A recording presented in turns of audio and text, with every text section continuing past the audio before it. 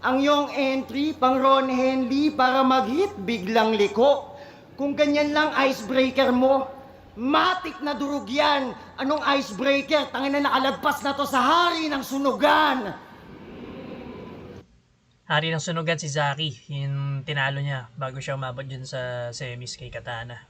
Champion kasi ng sunugan si Zaki eh. Kasi mababaw ang yung punches. Sunugan o sa Kumu? Sunugan sa Kumu ba yun? Yun yata yun. Sunugan! Kasi mababaw ang yung punches. Huwag kang makulit at overjoyed. Kita naman sinong most wanted at gusto nilang poster boy. Kaso kakaiba daw kanya stilo sa battle. Kaya yung glazing walang tigil. E bagsakan yan pistol at Harlem. Ngayon ang ending niyan ay Big L. Ang trip nito mang cancel. Pistol Harlem. Yun daw yung ano ni Katana. Pistolero.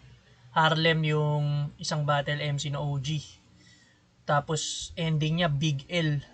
Rapper din yun, alam ko si Big L eh, sa US yata. Tapos yung Harlem, lugar siya sa New York. Doon yata nagano yung hip hop. Musbong yung hip hop, ewan ko. O taga doon yung Big L. Tapos namatay yata yung Big L na yun dahil binaril. Kaya nasabi niya rin pistol. So, ang ganda ng mga layerings dito ni Saint Ice. Nirelate niya kay Katana yun. Creative lang. Sa pa. Ngayon, kaya yung glazing walang tigil. E bagsakan yan pistol at Harlem. Ngayon ang ending niyan ay Big L. Ang trip nito mang cancel.